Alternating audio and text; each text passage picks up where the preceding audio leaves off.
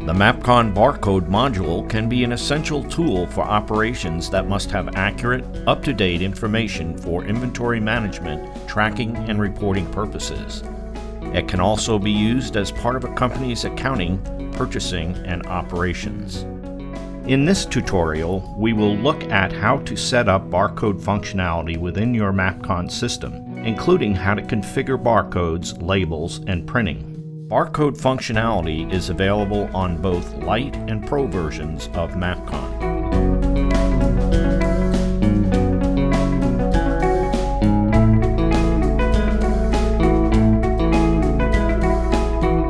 To begin, click on Barcode from the main menu.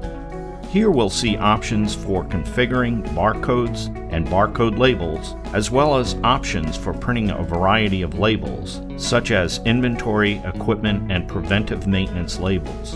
Let's start by selecting Barcode Label Configuration.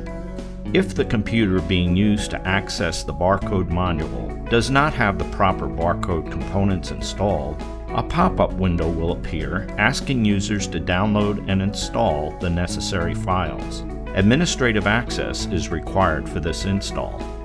Once all the components are installed, we'll see the different barcode options in MAPCON. Double-clicking any of these options will display a preview of how the label will look with its desired symbology and information specific to each kind of label.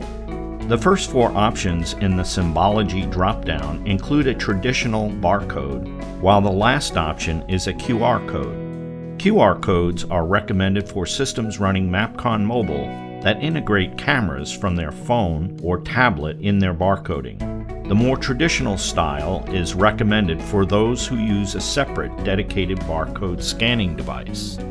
In this example, we'll select Inventory 3x1 from the list. From there, we'll select the type of code we want. For now, let's choose QR code. The panel in the top right will adapt to the desired settings and show a rough example of what the label will look like. Selecting Prompt under the output type will ensure a prompt window will come up when trying to print. We suggest this option unless users want to print on a Zebra printer, in which case, choose ZPL print mode.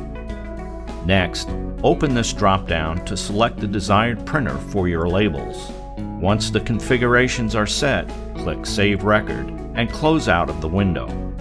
To select default labels for different assets in MAPCON, users can select Barcode Configuration from the Barcode menu. Here, users can choose their default printer and labels for printing their barcodes. This also includes receiving labels, which are inventory labels printed at the time of receiving in the MAPCON purchasing module.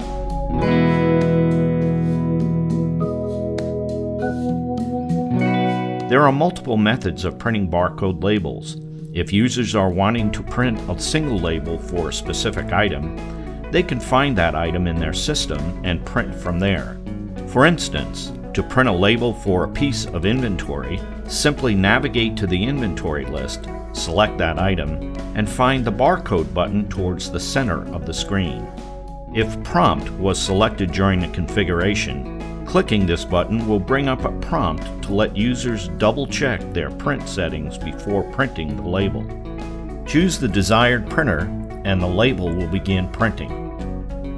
Users are also able to print a large number of labels at once. To do so, users would navigate to the barcode menu where they would choose from these lists to print. Here we'll choose to print inventory labels. Here, there is a complete list of inventory items. As the message displayed indicates, everything displayed in this list will be printed.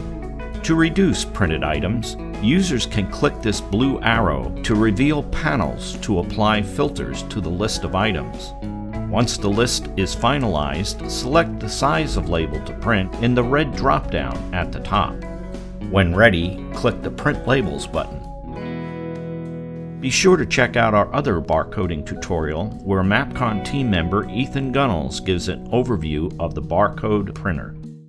For these tips and more, check out MAPCON Technologies on social media. Thank you for choosing MAPCON.